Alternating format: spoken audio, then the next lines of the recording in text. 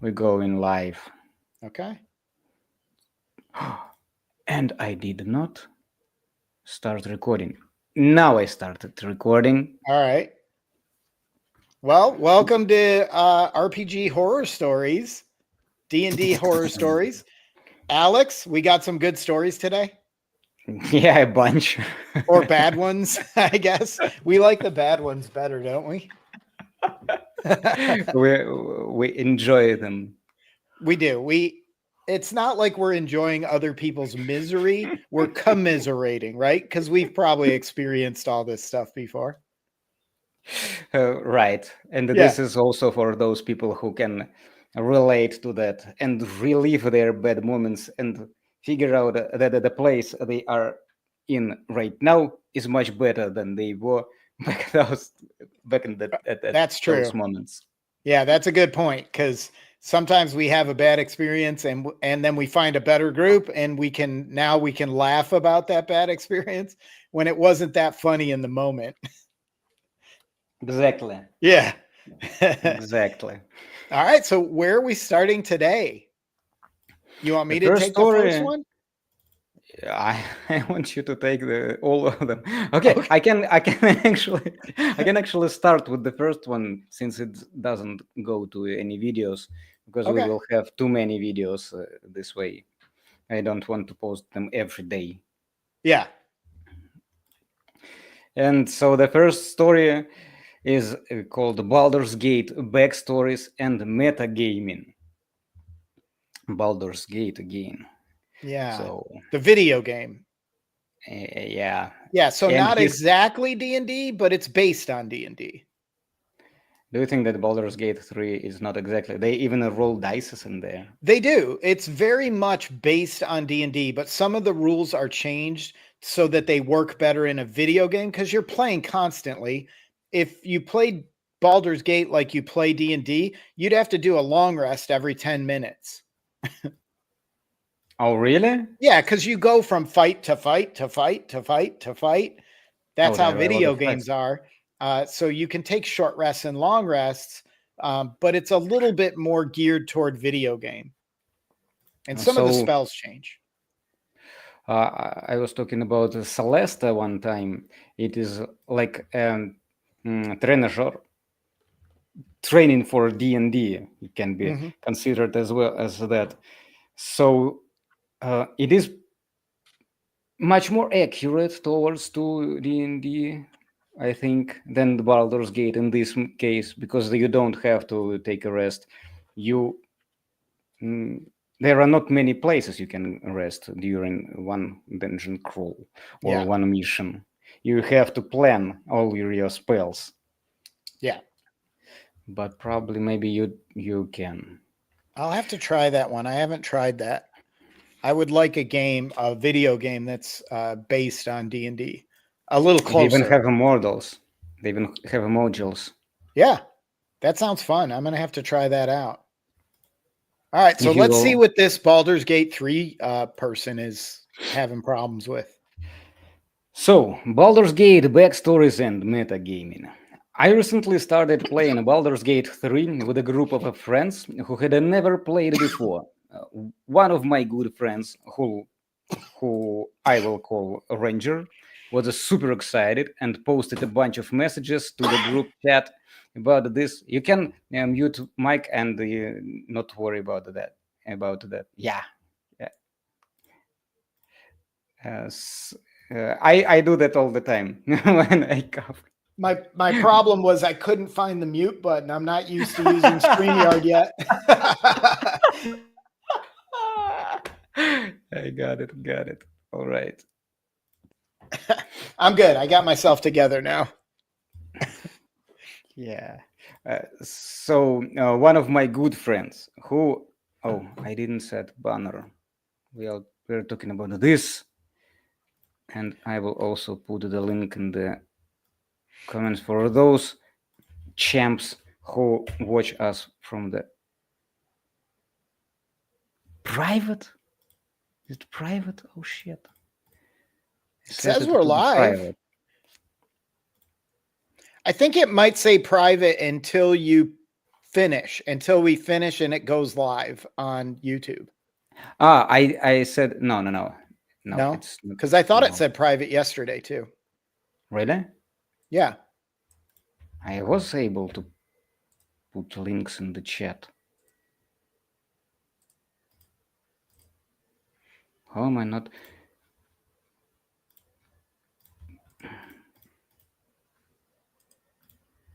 I'm not really sure. I don't think I can do that from my side.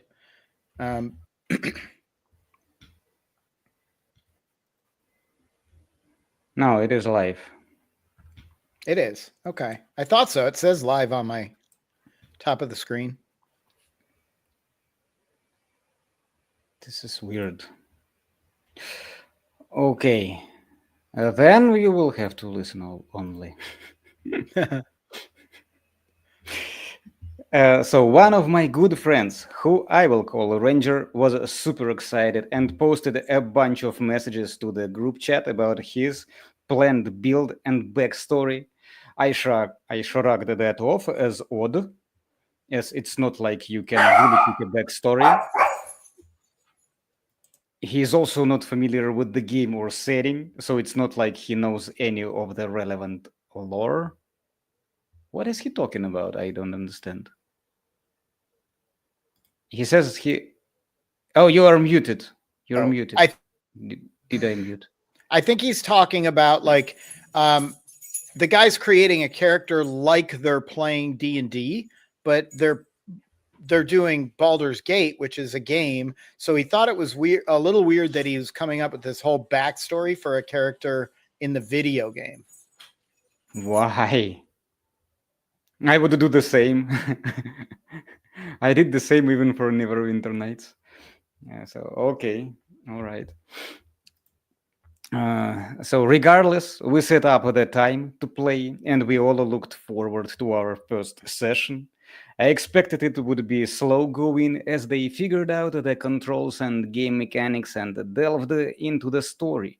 That was indeed the case, which I was fine with, but unfortunately, things got much worse when the party reached the druid settlement. I allowed the other players to initiate all the dialogues, as they had never played before.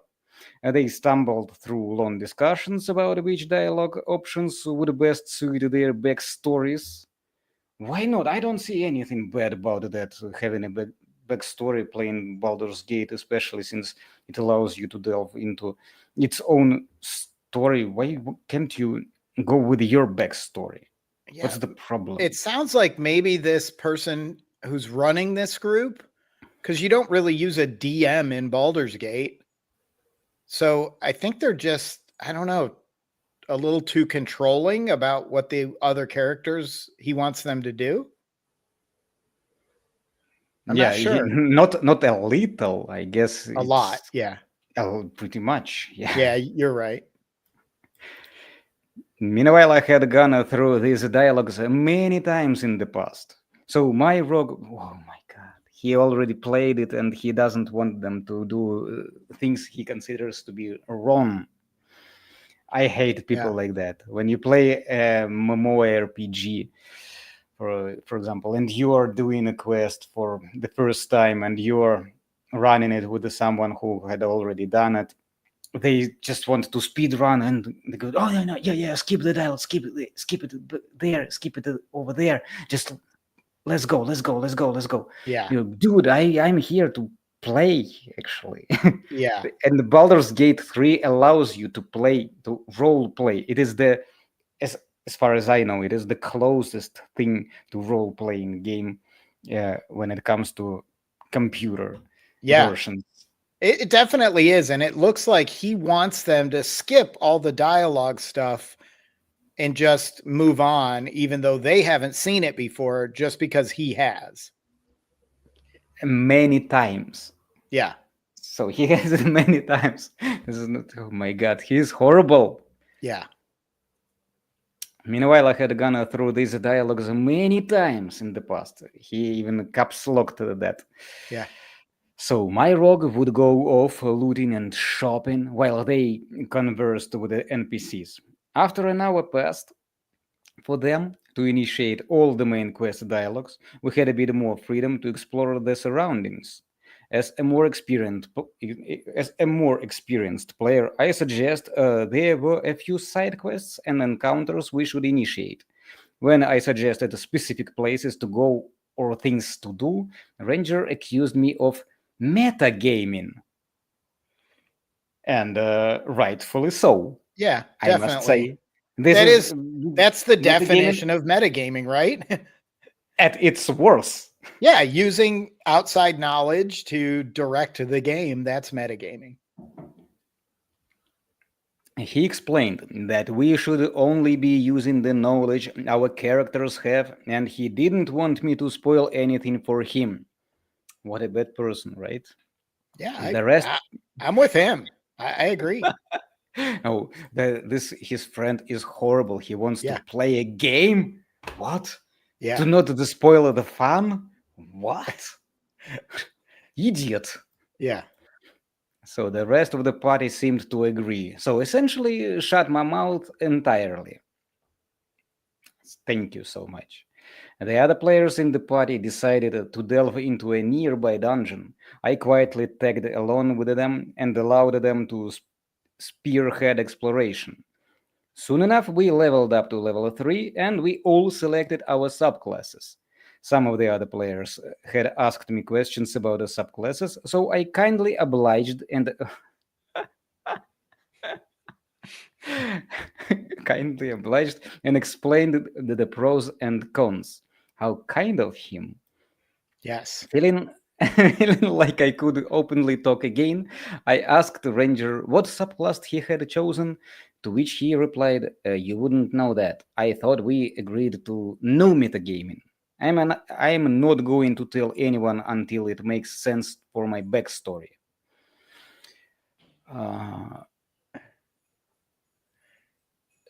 what do you think about that? Because at some point it is kind of metagaming. On the Yeah. other hand, DM has to know, right? But if you are in Well, computer this game, is it not a makes game. This is sense. a video game, though. So they're all playing together. And basically, the game, Baldur's Gate 3, is the DM. So, Right. right. You can keep it So, in secret. yeah, I think it's okay to not tell people your subclass. I think in a group that's working together, it does make sense for players to know what each other are capable of, right? But I do think you should role play that, right? Like if the ranger went with a gloomstalker uh, subclass, then they could just explain it in game as I learned how to do this skill or that skill, but in character, not players discussing what they're doing, right? That's Yeah. still metagaming. Like if you have 5 players and you discuss, oh, you take this subclass and I'll take this one because they complement each other, that's metagaming. Play your own character, develop your own character, and then tell everybody else what you learned how to do. So the OP, the author of the post, Mm-hmm.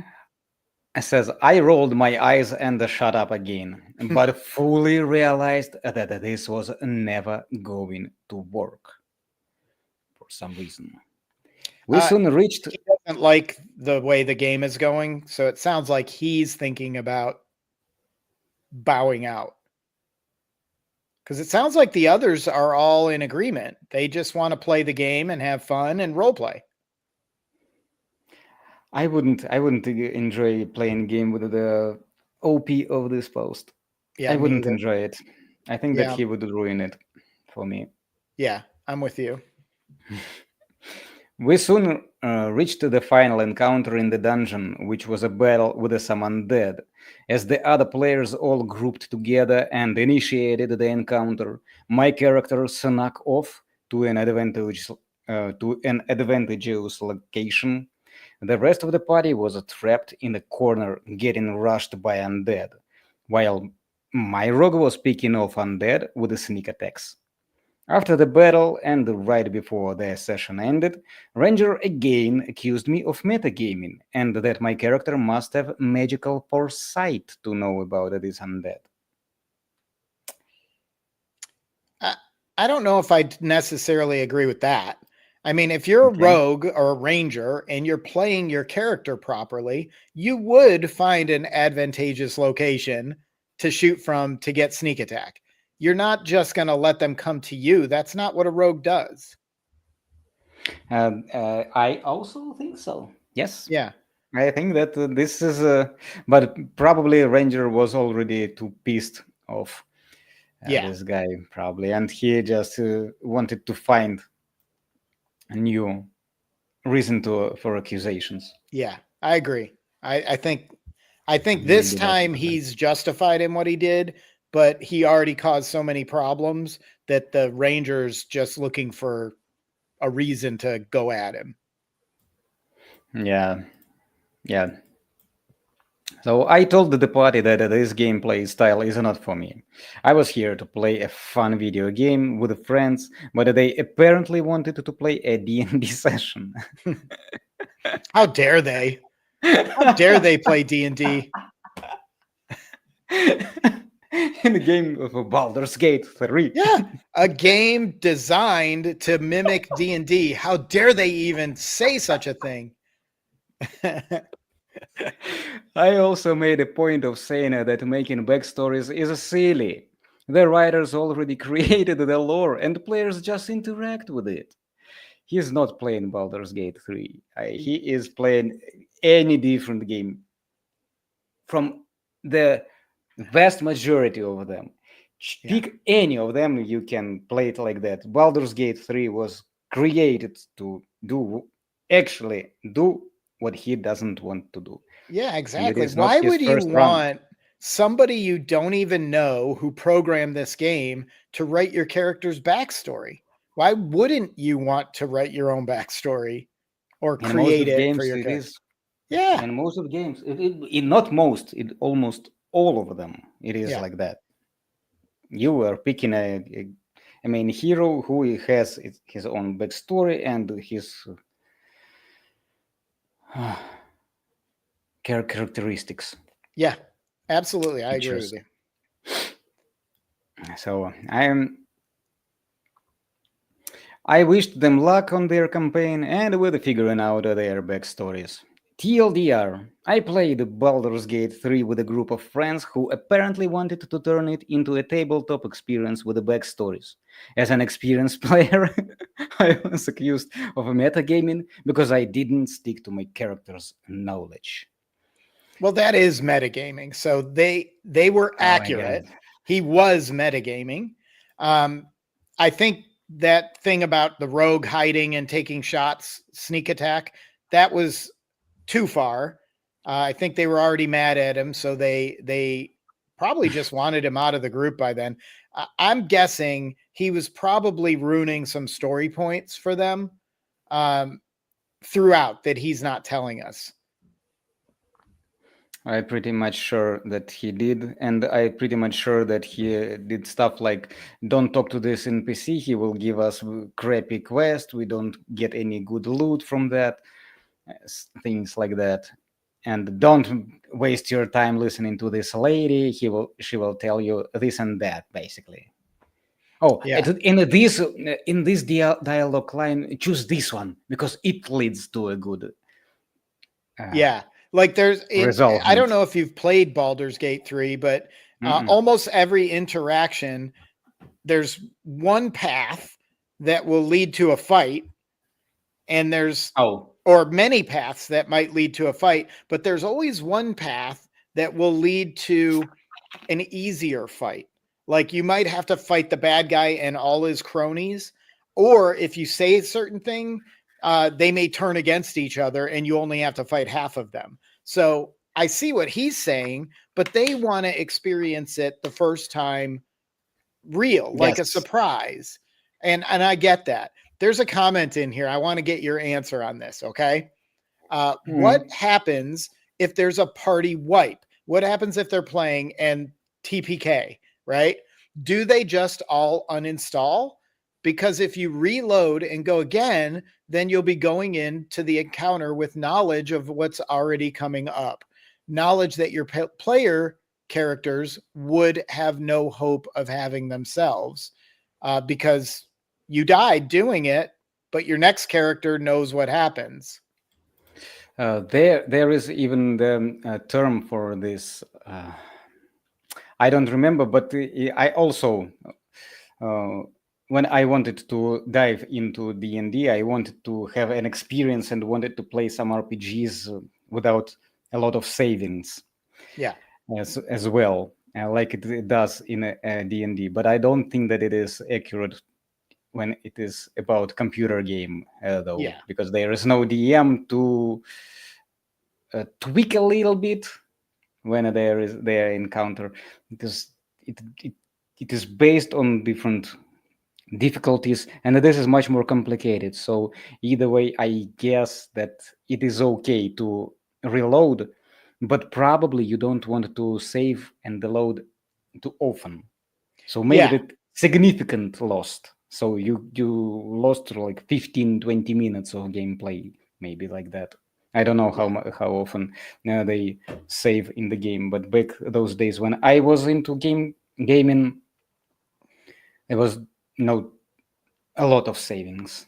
Yeah, I think the So game automatically saves at certain points, but you can do your own save anywhere you want. So, to this poster's point that asks this question, they could potentially get right to the point where this fight is about to start, save, and then keep trying until they get it right right. by This is reloading the same another. save. Yeah. So I get This is that, another but it is option. a video game. So you have to deal with that, or you play till you die and quit. That's This is silly. not. You want to This play the no, game. yeah, of course, of Yeah. course. This is another option, a good point, a good option to save right before you get to this point, and you know there is going to be encounter, and you save, Yeah. and try to. If you can't manage this encounter, you try to You could run always away. skip it. You could always run away. Yeah. Yeah, but if Yeah, you I die agree. and uninstall the game, no, I don't think Yeah, so. you're not going to do that. You paid for the whole game. You're not just going to quit playing because you failed at one fight. All right. All right. There was the story about the Baldur's Gate 3. Probably good for SEO. Yeah. Yeah, But for sure. pretty You mentioned lighthearted. Baldur's Gate 3. They love it, right? Did you go through other comments though? Because I think that OP here, the author of this post, is completely wrong. I agree. I agree. The only thing that I do agree with Is them on insufferable. is when he goes to find high ground or hide and they called him out on it. I don't know the exact circumstances, but that's what the rogue is supposed to do. So Right. if he just stood there and fought like a fighter, then I'd call him out on you're not playing your character. You're a rogue. Go sneak attack. Why can't I see these comments? Because there is comments from Frederick Vijaya saying us hi, and I missed it completely in the studio of Oh, I StreamYard don't for know. some reason. I can't post links in there also. What is happening? At Yeah, the same time, it is I don't it is know how going well. to like pull. Is there a way to pull them up onto the screen so you can see them as they happen? Yes, I will do that. I will do that. Okay. Are we gonna skip the second story and go to the third one? Save the second one for the end? Yes, Okay. because I was considering it to be like if we can do both stories within half an hour, then we do it. If the first story will take us half an hour, there is no way. There is no Yeah. way. Okay. We will go for the next for for good ones. Yeah. So I will you want me to read the second one? Yeah. Okay. Are you ready to start now or are you still setting up for comments? Hopefully I did them. I don't know. I will check them Okay. probably All from right. time to time. Yeah, we'll wait and see. All right, so I'm going to start this one. This one comes from Kevin 1314171. So there's apparently a lot of Kevins. And this guy is like the 1 millionth Kevin. Okay. So the title Seriously. here is "We Can't Be Heroes, but the DMC Can." For those who That's don't know, it is yeah. a Let's find out dungeon what he. master character. The Yeah, MC is a character played by dungeon master himself. He is like messiah. yeah, Can be kind considered of. as a I don't messiah. like playing a DM character. Have you ever done it? Like No, playing and I a don't have PC planning. as a DM?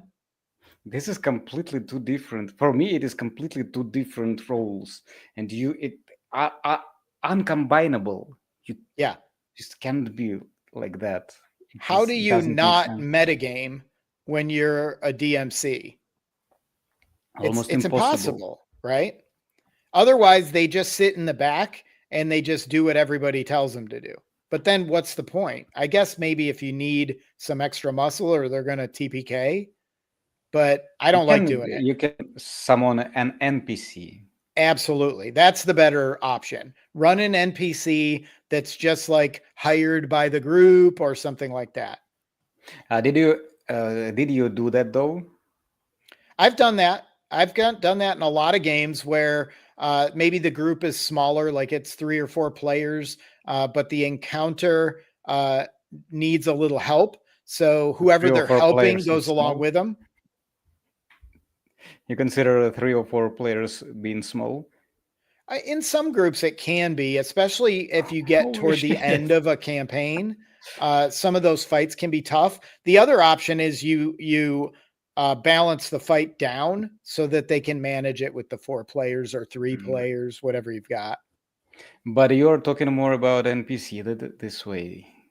Yeah, Because like I think that the NPC, it is like he is role playing with them. He is role playing with the NPCs. He yeah.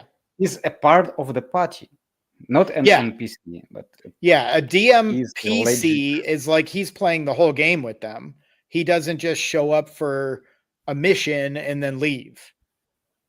It could work if they are playing a game that is based on random cards popping up from the Magic the Gathering deck.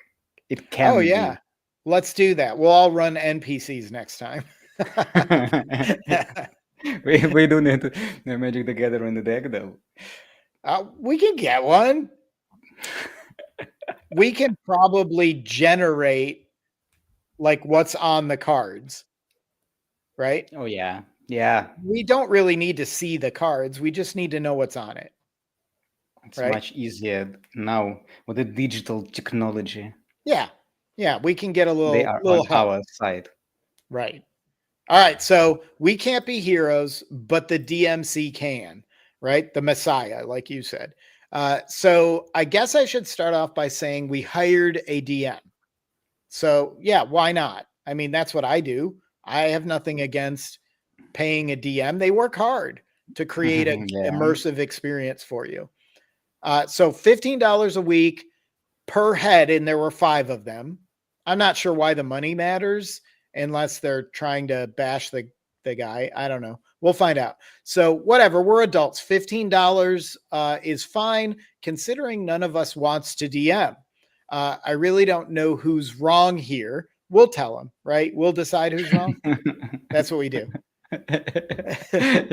Just wait for us. Yeah, just hold on. Wait for us. We'll get back to you. Hold on. Yeah. So it's my first experience with a professional DM, a hired DM. We played over Discord, D&D 5e. Session 0 went normally. For the DMs, Question mark. Session 0 oh went yeah, normally? question mark. Session 0 went normally? I don't know I don't why that's a know. question. It must I not don't have. know.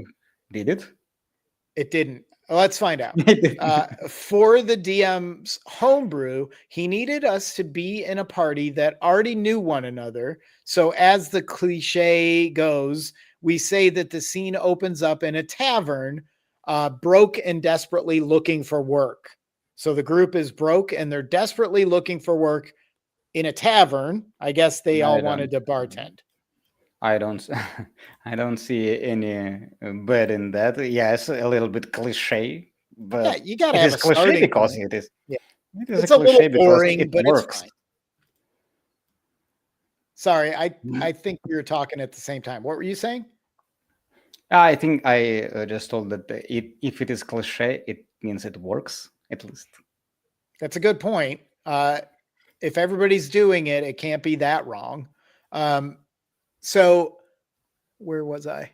We all showed up with backstories and characters ready. A miracle for this person's friend group. I guess they're not really good about doing backstories normally. Some of us had some requests. One friend, the fighter, requested that he starts with a talking sword. I guess that's not that crazy, as long as it's not like an end game level sword, right? Yeah, It's enchanted or it's mad. There's nothing else enchanted or magic about it other than it talks. So I'm fine with that. I don't care. it's like a familiar, Yeah, like a kinda. talking And pet. if I get to do the voice of the sword, I'm all in because that sword will be relentless. Like It's every gonna time he cause missed, troubles. yeah, every time he misses, I'll have the sword make fun of him. Or would it interrupt the conversations with the NPCs? Maybe it could get really annoying. Yeah, that would be fun to mess with. I'd approve that one. He figured it would be a good device for the DM to use to throw plot hooks or whatever at them. So he's thinking the same way I was just saying. This guy, the writer, is playing a rogue and wants to play arcane trickster. So a rogue with magic. Yeah. The warlock Good and the choice. cleric didn't have any requests. They just told the DM that the DM is He free to. asked. What's He that? asked. He asked if he could have a wild magic table for flavor's Oh, sake. I missed that. Yeah. On the rogue? On a trickster, arcane trickster, though. Yeah. Arcane tricksters aren't necessarily wild magic, though. Yeah, I don't. But he asked if he could have a wild magic table for flavor's sake whenever he gets spellcasting. I think that's a be careful what you ask for thing because wild magic will blow up in your face at the worst possible moment, right? This is why I am not that sure about wild magic, about using it. Very cautious about it. Yeah, Very, it's difficult because in the old version of D&D, it was probably about 60% bad, but in the new D&D wild magic table, they tapered it down. It's more like, I don't know, 40 or 50% bad. If it is at least 50% better, I'm rolling with it because it is fair at least. Yeah. If it is 60% bad, okay. If it is 40% and it mostly do good for you, it is at this point it feels like a cheat code. Sugar a little code. bit. Yeah, I agree with you on that one. I'm not really sure because wild magic doesn't have anything to do with arcane trickster normally, but it's up to the DM. He can incorporate it. Maybe there's a backstory reason that this arcane trickster's magic keeps going nuts all the time. No, because he is not that skilled. Yeah, maybe. Yeah, that would be a good reason. He taught his lessons bad. He was really looking at his phone all the time. Yeah, when he was terrible student. Terrible student, yeah. Yeah. And now he's messing things up, like in Harry Potter when they cast whatever they want, and it turns out bad all the time. I think that this kind of vibe.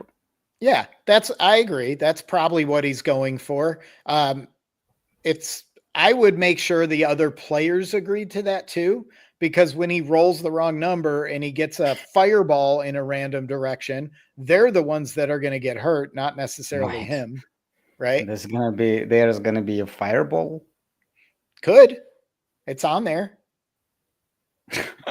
The wild magic table's crazy. It can make your whatever spell you're trying to cast go the wrong way. It can make it explode. It can make the magic fail. It can turn your hair blue. But It but doesn't, fireball can wipe out the whole party of 3 to 5 level, I guess. Sure, it could. So that's why you Shit. gotta, I think you have to get everybody's agreement on this.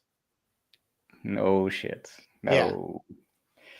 So the warlock and the cleric didn't have any specific requests. They just told the DM that they could feel free to use their god or patron for plot hooks in the game, which makes it great, right? Because then their god could reach out to them and say something, or their patron could tell them to do something. In my game, there was only 2 players, one cleric and one warlock. Yeah. And each time they leveled up, I got the request from God and from Patron to get their level up. They had to do some request.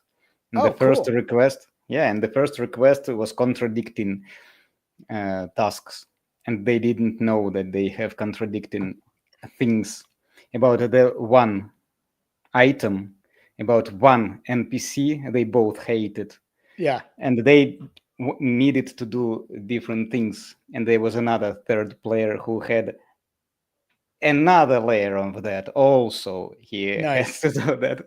The whole session I was chilling in the chair, laughing my ass off while looking at them trying to negotiate to each other. They didn't know, because it was said specifically, if someone knows that you have this information and this intention, you're not going to get your level up.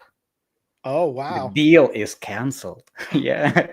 Oh. They could not tell to each other anything, and they didn't know. They all thought that only he or she got the special request from his patron or god, or another player was from his dream.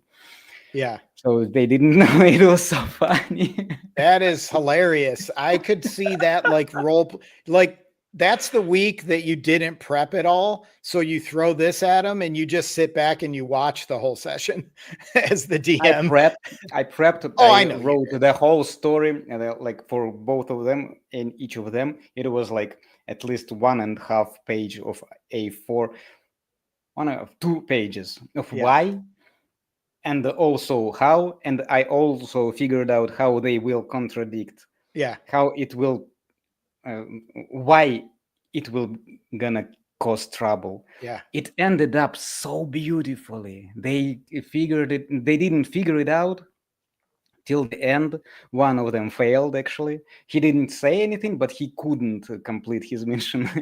Others, the 2 of them, were fine. And it even ended up with the marriage of one of a cleric on the NPC of proposal of NPC. Oh, nice. It was so the whole scene was so beautiful. Yeah, so that's they still remembering this scene, but it is not going to happen anytime anyway soon, because now they know I'm capable of doing that. Yeah. And if they see my request, they will know that there's going something. He is up for something. Yeah. You gave me an interesting idea for this. Like, if this ever happens in one of my games, maybe when they get to high level, the warlock patron says kill the cleric, and the cleric's god says kill the warlock. And they have to fight each other. No, not that. It was about a pen.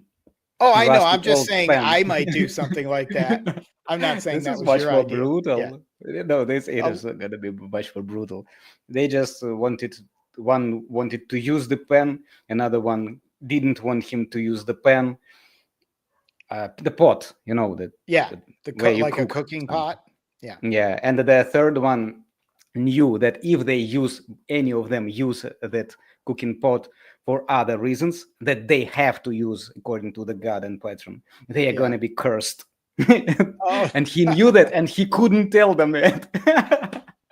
So they're just all trying to work against each other without saying anything about why.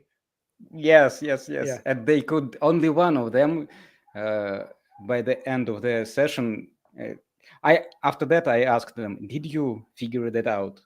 Two of them said only when you told that we all had the tasks, and Yeah. only one of them said that I began to figure it out, but Yeah. by that time I already done my task. Yeah. And when I saw them doing this and doing the conversations, and they were really into this pen, I figured out that there is something going on. Yeah. Yeah. That's good. That's an interesting, clever task to have them all working against each other. I love that. That's like I heard of a DM one time that sent private messages to each of his players that said one of your teammates is a doppelganger, and they had to figure out which one. Yeah. But I they love all this. got the same message, and they didn't know they all got the same message. I love these social experiments Yeah, it's in fun. D&D. So back in this one, after all those, they all seemed like pretty reasonable requests to me.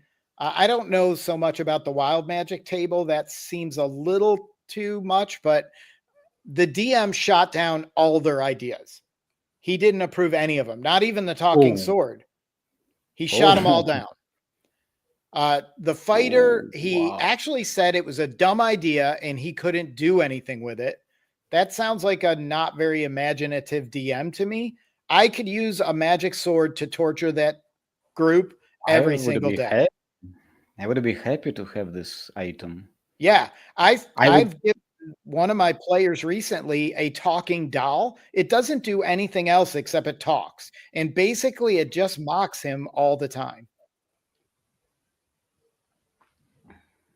That's a good addition to the Yeah, campaign. yeah, it's like Ghoul Whiskers, Yeah, kinda. or Chapa. Yeah, or Chapo, yeah. The warlock and the cleric, the patrons and the gods wouldn't talk to you about such petty things as your current quest lines. That's terrible. That's a terrible take. Why wouldn't your patron or your god care about what you're doing? These classes require you to implement. They just Yeah, asking. The warlock is made for to integrate his patron into the right. game and makes his life miserable, more miserable than it could be for Yeah, any other. It is the class that depends on his patron. yeah. Absolutely. I 100% disagree with this DM on both of those first two statements. And then the rogue, um, he tells him, no, that's too much to keep track of for a busy DM. Okay. That's your job. And it's literally your job because you're getting paid. This is a professional DM.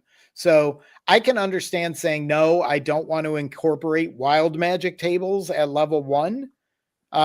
So let's not do that. But you can certainly be an arcane trickster or whatever you want to be. Yeah, you can't Right. be an arcane trickster at level 1 though.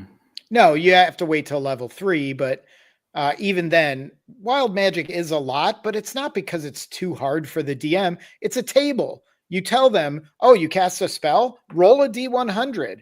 Here's what happens. That's not too much work. That's the job. Roll the D100. Yeah, so now I completely disagree with this DM, even though I don't really like the wild magic table idea. I just disagree with him because it sounds like he's lazy. These are all good ideas, and he's just shooting them down because it's more work for him somehow. Somehow. Yeah, It makes him less work. I think so. These players are providing him with unlimited plot Content. hooks, and he's like, nope, sorry. Maybe he's got a railroad and he doesn't want any interference. Yeah, he is going to try to run a module Yeah. Yeah. railroading. So this rubbed all of us the wrong way, right? He told them all no, because we felt a certain sense of entitlement, considering we were paying this guy to DM us. Once again, he says he doesn't really know if he's in the wrong here or not. I think so far he's not in the wrong. I think the DM is. You agree? Yeah, Yeah. 100%. Okay. We also didn't like how abrasive this DM was. But whatever, we decided to give it a shot for a few sessions and see what happens. So fast forward to our first quest line in session 5. How is their first quest line all the way in session 5? What did they do during all of the other sessions? Yeah, I don't know. Session 5. Maybe they were just in the town and they were hearing rumors. I don't know. That seems like a long 4 sessions without even a quest line. What's Sounds weird. None. Yeah. So the local clergy lost a holy relic in the bad part of the city. They hired us to go figure out what happened and hopefully find the relic. I don't know why the clergy is carrying around a holy relic in the bad part of the city, but that seems like a kind of weak storyline, but I'll try not to judge, even though I just did. yeah. Don't be that judgmental. All right. But isn't that what we're supposed to be doing? We're supposed to judge these stories. I'm supposed to be a comic relief. Yes. I'm gonna mock everybody.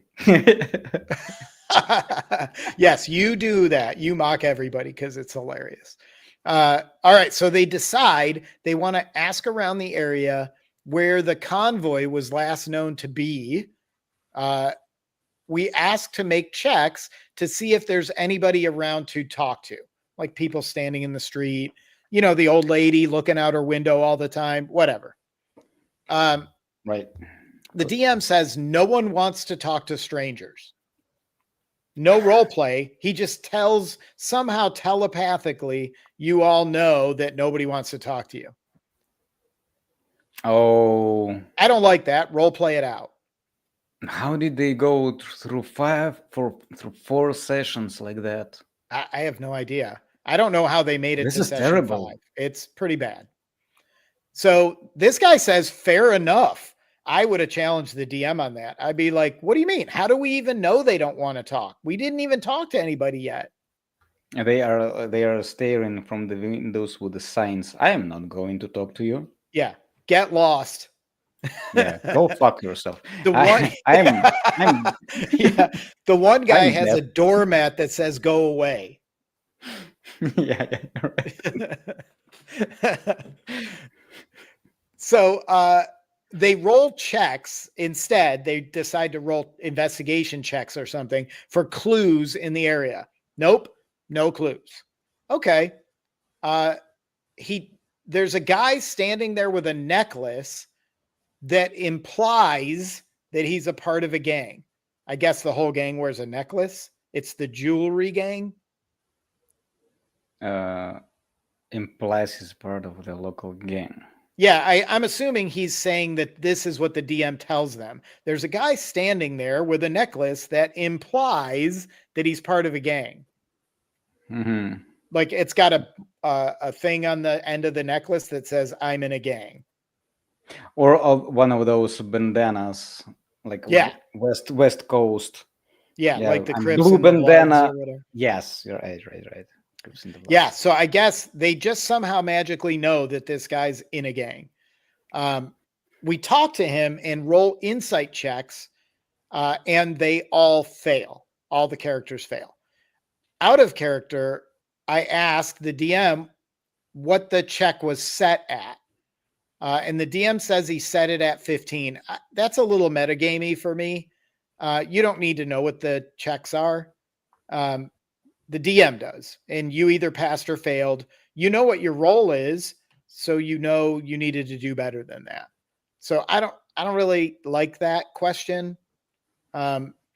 So after the first failure, the DM raised it to 25, then 35, and so on, since all 5 of them made the checks. I do that too, maybe not that much, but D&D is not for you to make every check. So you can't say, I want to check insight, and you roll a 12 and it fails. Then the next guy rolls the same insight check, and then until one of the 5 succeeds, I always raise the DC the more they try. I want to discourage repeat tries for the same thing. Yeah, I don't allow it even. Yeah, exactly. Eh, That's at least fair give too. me different. At least give me different reason for if you want to do the same as the previous character. Give me another reason. Yeah. Yeah, I'm for that. Or even try a different skill that might get you the answer. Yeah, Right? It depending on what you're doing. Maybe not insight because isn't the best one. otherwise there's gonna be like 5 attempts. It is like 5 advantage. Yeah. One thing I will do in some games too is if they can explain to me how they're helping, I'll give one person advantage. Like one person can say, all right, I'm watching their eyes to see if they make eye contact with me. And the other person says, I watch, I don't know, their body language. So I say, okay, one of you can roll with advantage, but you only get this one roll with advantage. You don't get to check again 4 more times. Yeah. Right? Because they're actually helping with it. Okay. I argued with the DM that makes no sense because we're all listening to him speak and we're all observing at the same time. I said, if each one of us tried to pick a lock, would it make any sense for the lock to become higher DC each time? I don't know if I'm right here or not. You're wrong. Not. You are not right. Exactly. If you try to pick a lock and fail, you may have damaged the lock, broke your lock pick off in it, and it is harder for the next person to pick. Yeah, as for insight checks, though I don't know how to explain it, but logically I understand that it is not going to. There is no reason in them to make this check even happen because 5 times it is impossible to fail. Yeah, exactly. Then why even do the checks? The only other, I just thought of another way to do it, and some DMs will do group checks. Like if you are legitimately all looking and talking to the same person, everybody rolls insight. And if you get 3 successes, you succeed. And if you get 3 fails, you fail. Or another DM also did he combined all of them and divided, like to find the middle. Average. Yeah. Average, yeah. Yeah, absolutely. There are better ways to do it than just roll 5 times until you succeed. Yeah. Right. So I don't I don't agree with the player on this one. I think he's being a little difficult about this check. And he's not really understanding the mechanics of the game very well. So the DM proceeds to tell me that arguing with the DM, paid or not, is poor form and says to roll for initiative. So he's punishing him for arguing with him by making him fight these gang members, I guess. I can understand that arguing with the DM, paid or not, is a poor form. I completely stand for it.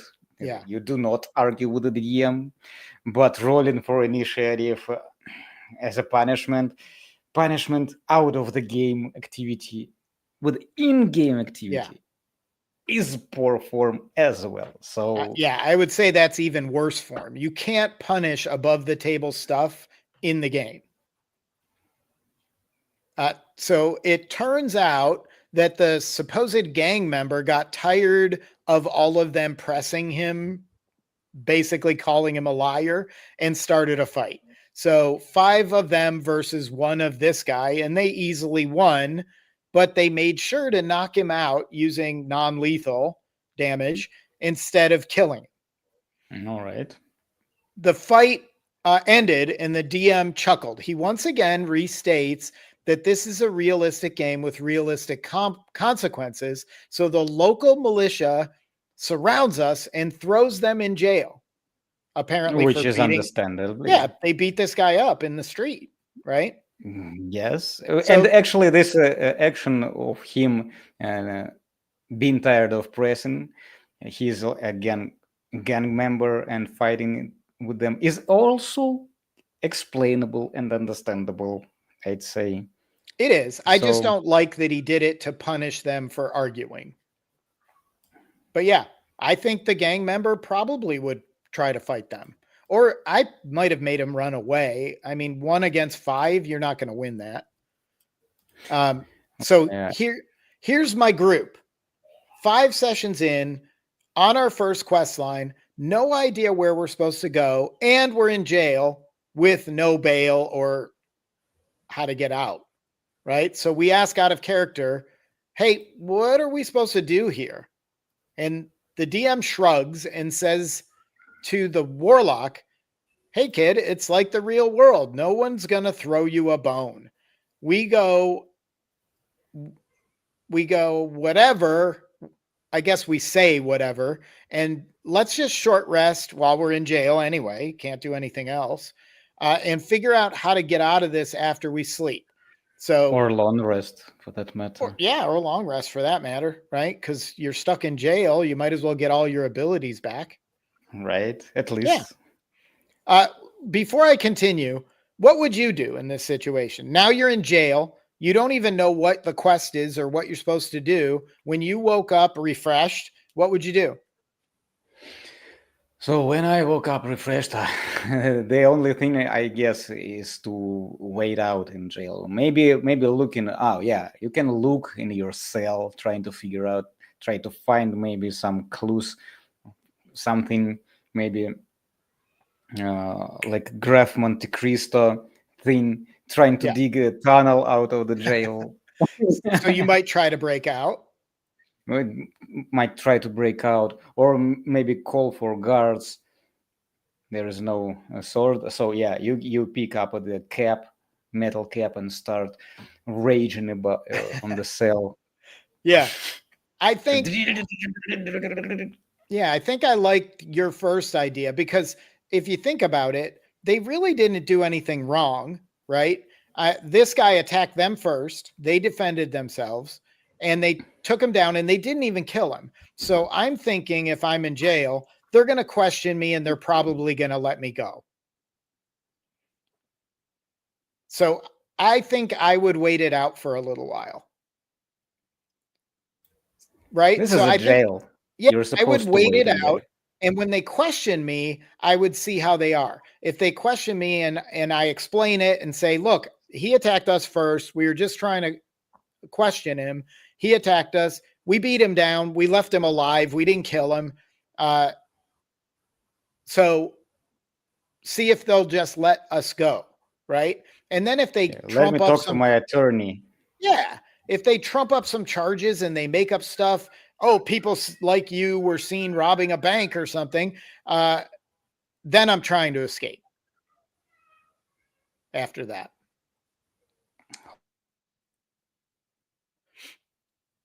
So I'm going to hold off reading until you come back because I really want your input on this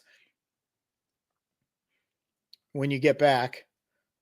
Stream problems, right? If you are listening and you want to chime in, what would you do in this situation? I mean, forget the fact that he punished you for out of game activities in game. Forget about that. But you do get arrested and you find yourself in jail. You're long rested. You don't have your equipment, but you're in the jail. Do you try to escape? Do you wait it out and see what they charge you with? Or do you do something else completely? So let us know in the comments, either while it's on stream or later when you watch it recorded. Let us know what you would have done.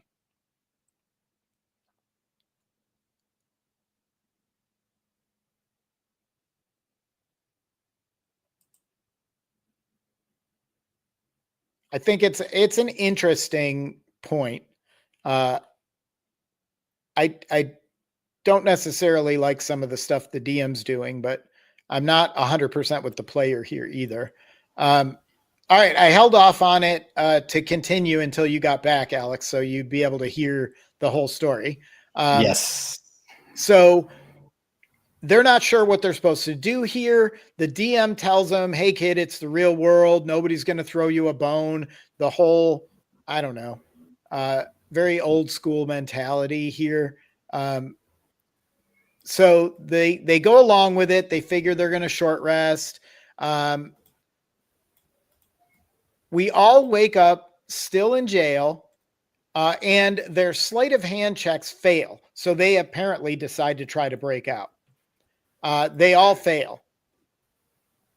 I didn't bother to ask the DM if he raised the DC each time. He probably did, right?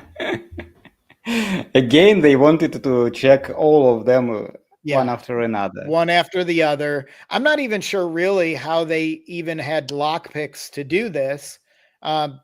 Wouldn't they have been taken? Maybe they had some hidden on them. I'd probably allow one player to do that, but I'm not allowing all the players to have a lockpicks in their shoe. That doesn't make sense unless you're a rogue or a ranger or something that would make sense to be lockpicking. So after all their lockpicking checks fail, their perception checks all fail. So these guys all need new dice as well. So if you're somebody who's out there making dice, put your link in the comments, because these people all need new dice. They fail it on every check. So there's no magic, because mysteriously this cell is an anti-magic cell too. So they were prepared. They don't even know who these characters are, but they knew they were magic, and they put them in an anti-magic cell. And their patrons... could see them. I guess they could see them fighting and seeing cleric and warlock casting something on this gang member. Probably. Yeah, it's possible. Maybe they did. I'll give that to them. I mean, it's the DM. Maybe all the cells are anti-magic because it's a fantasy world. Also can be. Yeah. So that kind of makes sense. I'm just making fun of him a little bit because he's a little crazy, because his whole campaign is off the rails right now, I think. And he doesn't want to cooperate with them. Yeah. He doesn't want to work with them at all. So all the perception checks fail. There's no magic because they're in anti-magic cells. And he already said the patrons won't help with such trivial matters. Like, you're in jail. You can't do your patrons' work. I think he would care. Right? But he says this one actually makes sense to him. It doesn't make sense to me. So they're all sitting there thinking, all right, cool. What are we supposed to do then? Just sit here? We're going to do our 10 to 20 years and then we'll start the campaign back up? 10 to 20 years. Fast forward. Yeah.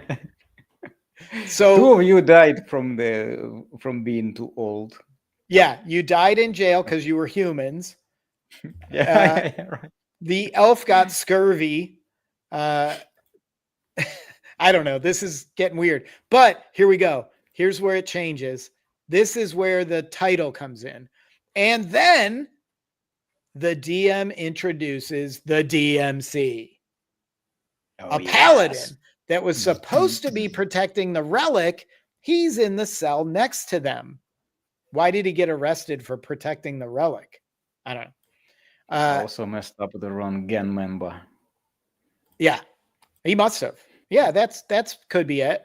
So we're finally excited because this is the first plot hook we've gotten in this whole game. They're on what, session 6 or something? Shit. We're excited. We tell him that we were hired by the clergy to figure out what has happened to the relic. And this paladin wholly smites his cell door with his fists in an anti-magic cell, by the way. Holy smite. Oh, you were hired? Finally, I found someone to finally break through because without you being hired, I couldn't do that apparently. You powered my smite with your being hired.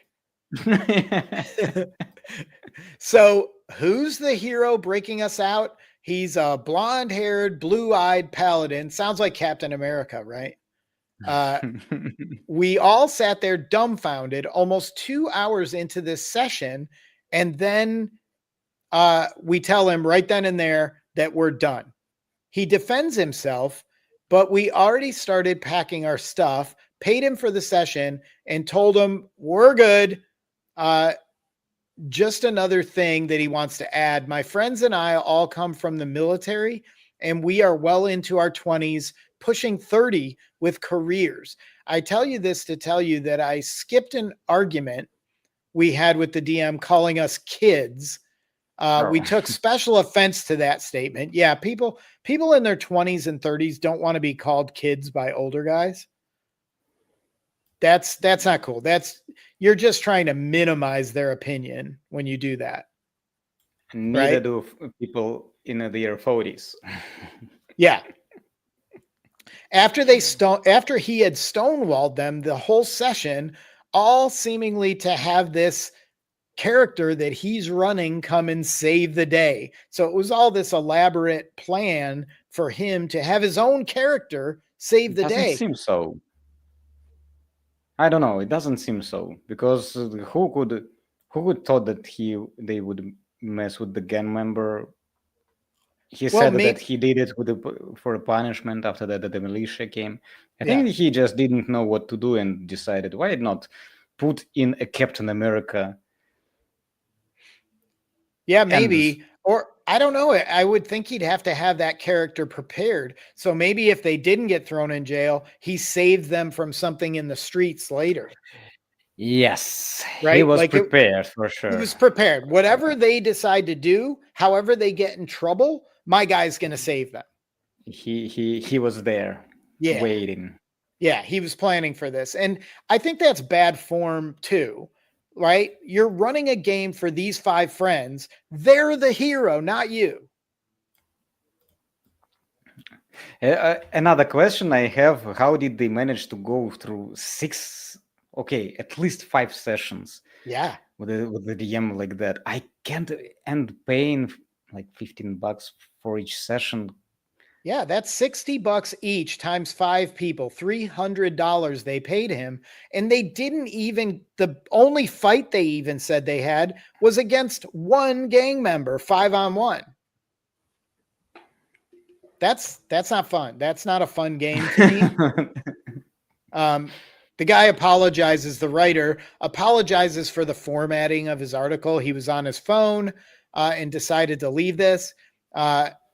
And he finishes with a quote: "There are 3 sides to every story, mine, yours, and the truth." He's right. That's true. Everybody thinks their version is the true one, but there's really something in between that's probably the truth. TLDR, abrasive DM stonewalls our characters, citing hyperrealism. His DMC then saves the day and ends the campaign. And ends the campaign. He did. You offer read. Yeah. Magic. I made the campaign disappear. Abracadabra. Yeah, that's the worst spell. Wild magic. Yeah, maybe that was a wild magic. I like that. That's Speaking funny. of which. All right. Well, I think that we said everything we had about this story. I think so. Yeah. You got time for another one? For 2? Yeah, probably. We got at least a couple more. You want to read the next one or you want me to? Yeah, you go ahead. This one's longer. They are not all that long. Yeah, it's not yesterday too bad. we did 2 much longer stories. Yeah. They're fine. pretty fun. Okay, I'm good with it. We So this one is from Metal Background. Okay, that's no kind of normal name, I guess. His title is First Time Player Gets Invited to a Game, then Gets Kicked Out for Not Knowing How to Play. Yeah. gatekeeping. Yeah, that's the epitome of gatekeeping because obviously they knew he was a first time player or she. Oh shit! So how are you surprised they don't know how to play? And I love new players, by the way. Do you? No. You don't? I know. Maybe because I'm a new player myself, but it also goes for other games too. I like other people to teach people games because Yeah. I kind of hate it for some reason. I don't like to teach play. I can teach my kids, Yeah. but I kind of don't like teach other players how to tell I how get to that. play. Yeah. I get that. Not everybody's cut out to teach. And like you said, you're not all that like more experienced than they are at the game. So it's a little uncomfortable to teach when you're not really sure yourself. I love teaching. I teach the game all the time. I love new players. I will teach them how to play, include them in everything. I hope that they keep playing with or without me in other games once they move on from whatever game I'm running. Yeah, and you become the true master after you teach, It's true. because It's true. after you master some skill, you are not true master yet. Yeah. You become the true master after you start teaching it. Exactly. That's And also even true. more so, if you teach somebody to the level where they can teach, you're the grandmaster. Okay, when they can beat you, yeah. Yes. When they can teach you, Yeah, you become that's like the old grandmaster. master of kung fu thing. When the Right. student surpasses the master, right? Now you have grown. Yes. I like it. So anyway, let's go into this one because I'm curious as to how this goes. So hi, I'm pretty familiar with D&D and similar games, but I had never actually played until recently. I was invited into a D&D party by my ex-roommate and her friends, saying that they wanted more people at the table and that you're pretty creative. It would be fun having you there. They had already been playing for a while, around a quarter of a year, so 3 months or so, and had more experience playing than this brand new person. But I was assured that me being new was not a problem. There were 5 of us in total. Well, things didn't go exactly as I thought they would. Um, did you notice that they said, uh, where was it? Ex-roommate Yes, invited by my I wonder if the and her game, friend. yeah, I wonder if the game broke up their roommate. Like they couldn't even Oh, be roommates after this. I was invited by my ex roommate. Yeah, like Now ex roommate. this went so badly, I moved out. Oh shit! It can happen. Yeah, People, you get to know people in game. That's the true. That's yeah, the it's true true. knowledge of people. Yeah, they let down all of their fake stuff that they put on social media, and they're just them in the game, right? Yeah, Yes, like I friends. You know your friends when you get in troubles. You know people when you get in D&D game. That's fair. So if you don't know if you trust your friends, go invite them to a D&D game and you'll know. Oh yes, good way, by the way. Yes, Yeah, I you agree. will learn a lot from You know about what your that friends. people should do before they get married, they have to play D&D together. Yeah, Then they'll know. reparation of a house also a little bit, and Yeah. playing D&D as well. Yeah, the divorce rate will plummet if they play D&D together first. Yeah, if I will ever have another girlfriend, I will definitely go uh, let her go through at least one game. This is what you do, Alex. Go to like conventions and find a D&D girl. Yeah, That's what you got to definitely. do. Yeah.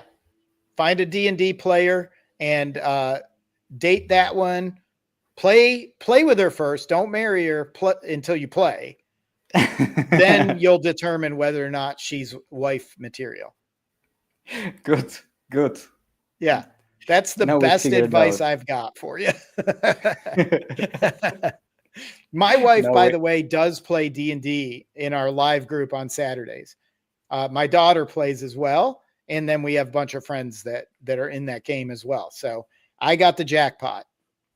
yo. Not only that, she plays D&D. She plays the cleric. Nobody wants to play the cleric. Nobody? Nobody ever wants to be the cleric, but she Why? does. Clerics are cool. I know. I love clerics. One of my favorite characters is a cleric in my Storm King's Thunder game. I don't DM that one. I play with another DM, and I love that cleric. But yeah, Why most don't they people want don't to like be to the be the healer. the healer? Okay.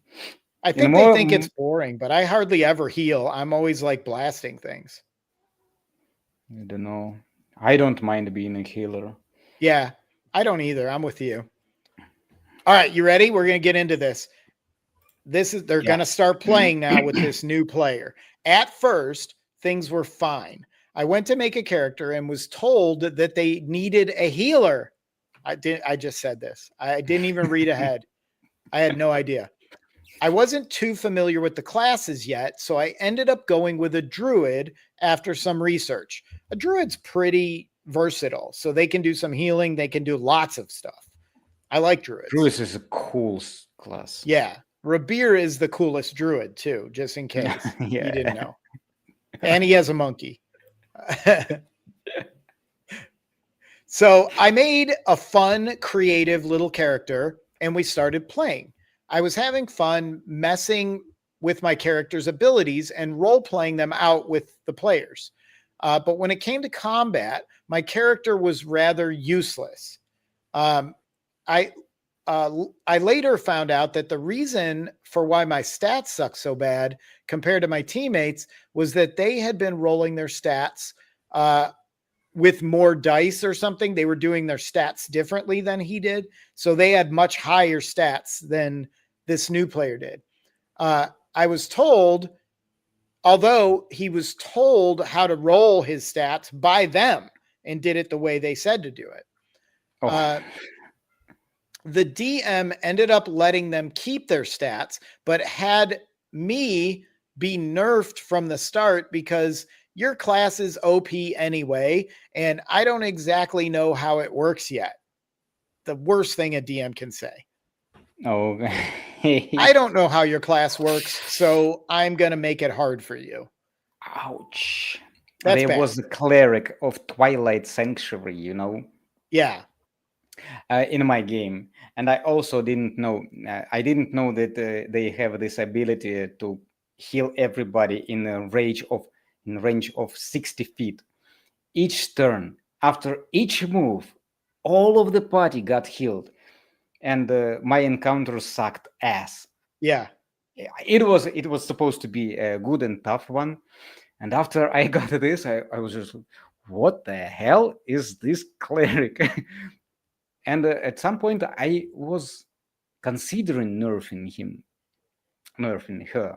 Yeah. Actually, Yeah. probably not I the would best move. assume, though, that is a concentration spell. I'm not sure what spell you're referring No, to.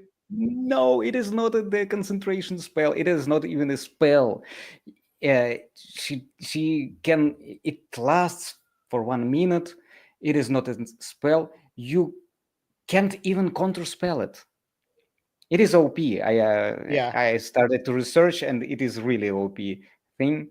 And I just wanted to make her, and she wasn't like against this idea to nerf the this ability. I tried to tweak it a little, Yeah. was suggesting trying to tweak it a little bit, but Yeah. after that, I just let's roll with it. Okay, I will make the encounters tougher or Tougher. whatever. Yeah. Yeah, try to figure out how to deal with I'd that I'd bad probably thing. try to find a way if this was happening and the enemies would know that this cleric was causing this to happen.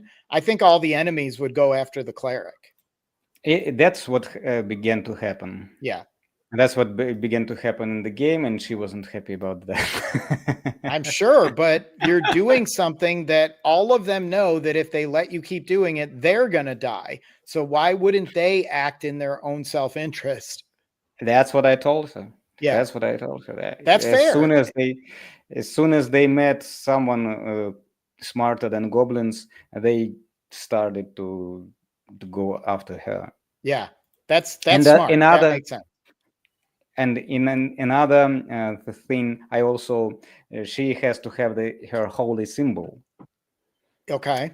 ring.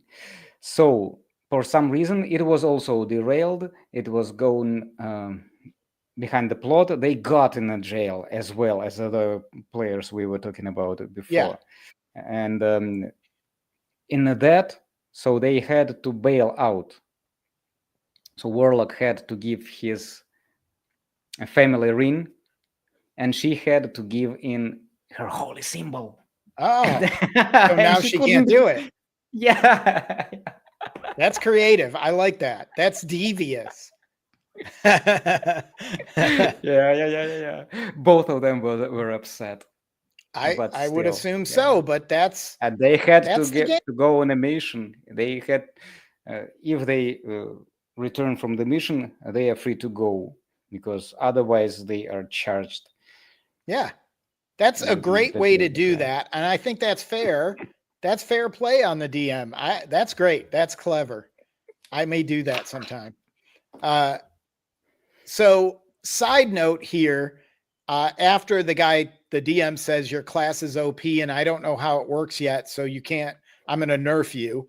The side note is they all had either increased stats or some special equipment. Remember, they were playing for a few months before this guy joined. So they had already found equipment. They'd leveled up, other stuff. So at the end of the second session with them, we got into a boss fight. That's weird, right?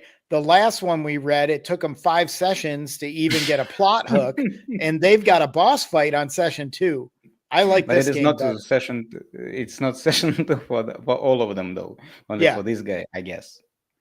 Oh yeah. Second session, his second session, boss fight. So he gets targeted first because of an action he did earlier. He drew attention to himself or something, and he was heavily damaged right off the bat. His HP went from double digits to single digits. So he was low on HP. I was too scared to even get close to the enemy, trying my best to support the party from the sidelines with ranged attacks. That's kind of smart, although he could have probably healed himself. Yes. With healing word or cure wounds or whatever he had. Nearing the end of the battle, I used my ability to turn into a wolf and tried to be creative, right? Wild shape. No big deal. Druids do it all the time. Asking the DM yeah, he is druid, not cleric. I always think that he is a cleric, right? I thought what? He did say that he picked druid because he felt like it was more versatile. Cleric. We were talking, you were talking about clerics, and I was. So he uses his ability to wild shape into a wolf and then asks the DM if he can use a cantrip, create flame, to light himself on fire. Since he knew the flame would be put on weapons for fire damage, so why not put it on myself? But wolves can't cast cantrips. Yeah, you can't cast a cantrip in wolf form, first of all. And second of all, you're on fire, so you're taking fire damage, and you're immediately going to turn back into the druid when you run out of hit points. So they didn't know at first. The DM wasn't sure about this, but allowed it. Shouldn't have. That's if he cast the cantrip before he wild shaped, but then the wolf wouldn't be on fire. It didn't really end up mattering anyway, because my attacks did so little that I only got one bite in before the boss was dead from the teammates. So remember this from later, because the guy only got one bite in and the teammates all killed the boss. Right? So we all Who got, cares? yeah. I don't know. Do He do says people to care remember it who? for later. But do people care about who did what the damage in combats? I don't even understand. I don't keep track of it. That's like a MMORPG thing where you keep track of DPS and then you ridicule people who don't do enough. And I didn't do it in MMORPGs as well. I only played on the Star Wars KOTOR. Yeah. Not KOTOR. Star Wars of the Old Republic, something like that. Knights of the Old Republic. Yeah, Knights of the Old Republic. I played on that for a little while too. It was pretty fun, but it didn't really hold up long term. Unfortunately, yeah. Yeah, unfortunately, I like the idea, but it didn't really work great. So they all got experience, XP from this fight, and leveled up to where he could pick his druid circle. So level 3, right? In the Roll20 character builder. They must be used. This must be online, and they're using Roll20. I ended up picking Mountain because I thought that it fit my character best without knowing that there were actually more options than what was listed in Roll20. Roll20 works kind of like D&D Beyond. You have to own certain materials to have access or have it shared with you. So he didn't probably have very much materials, so he was limited to his subclass. I got told by the DM himself, who told me to go with Moon Circle instead, because it allows him to turn into more powerful creatures. It does. Okay. But why is the DM telling the player how to level up his character? I mean, maybe he asked. I don't know. It doesn't say he asked. I was excited at this and accepted. So I guess he liked it. What followed were 2 sessions of just one giant boss fight against 3 strong monsters that brought 2 of my teammates so low they could barely do anything. One of them was a strong DMPC. DMPC. One of them was a strong DMPC. Yeah. What a day. Who would have died without the other one, or they would have died without having this DMPC with them. And the other was a rogue who was at 2 hit points. So I decide to turn myself into a brown bear and use its ability to multi-attack to protect their party from the giant monster. I did my job quite well. My damage was still terrible, but the monster kept missing its hits. So I kept multi-attacking to at least make a little dent in its HP. Okay, that works. What's that? Yeah, he actually pulled aggro on himself. Yeah, he's protecting his teammates by attacking this thing with a bear. He doesn't have to do a lot of damage in this case. He just has to keep the monster on him while others can do damage. Yeah, and maybe the others, maybe somebody else can heal and get some people back into the fight while he's holding this thing's attention with the bear, right? Seems like he is the only healer in the party. They were talking about it. They were talking about it at the beginning of the post. Yeah, that's true. They did say they needed a healer, but I have a lot of parties tell me that, and then they have like a druid and a bard, right? Even a paladin. All of them can do a little bit of healing. Druids more than the others, but even rangers can heal if they have the spell, right? So not everybody thinks about that or considers that a healer. So protecting, finally, they start doing damage in double digits and are feeling a little bit helpful. They're going in for their third multi-attack, and the DM asks, hey, are you sure you want to do multi-attack again? I should have realized that something was up when the DM asked this, because why wouldn't you want to do multi-attack? He had been muttering about how unfair the move was since I started using it, but I didn't really put any mind in it. I didn't pay attention to it. I said yes, and I did so again, missing my first attack and hitting low damage on the second. That's when the DM says, you multi-attack the monster, and the monster responds with its own. It nearly one-shot me with its first attack and does me in with the second. After which the rogue literally kills it with a single arrow. It must have been down pretty low at that point, and the rogue kills it. Okay, all right. Why didn't he use the multi-attack before? Don't understand. Only for the last shots he started to use the multi-attack. The monster. For the monster? Yeah. Yeah. He wasn't multi-attacking the whole time. No, he didn't say anything about it. So I'm wondering if maybe, I mean, there are some creatures that get. He told that he was missing all the attacks, all the hits. Yeah. Do you remember? Yeah, so maybe he was multi-attacking. He was just rolling terrible. Yeah, he kept missing its hits. So I kept multi-attacking. Yeah, and there are some creatures that when they get below a certain hit point level, they might go berserk. So maybe it gets multi-attack when it's low. Yeah. Right? Okay. So maybe that's what it is. So anyway, he gets taken down, and then the rogue kills the bad guy.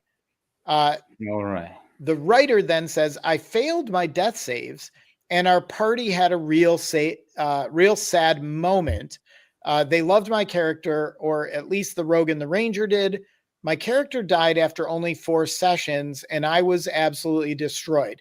I don't understand this. Like, nobody tried to help him? Yeah, they were just, he one-shotted the monster, and he kept rolling the death. Yeah, why did he keep rolling death saves? All they have to do is make a medicine check or use a healer's kit, and he's stabilized. What the hell is they going on? They just let him roll all his death saves and bleed out while they were standing there watching him? It reminds me of some Bard. Oh, shots fired. I did that. Although I saved him, I just framed him for murder. That's good. I like that. We did let face bleed, almost bleed out. So yeah, I don't get why they let him die.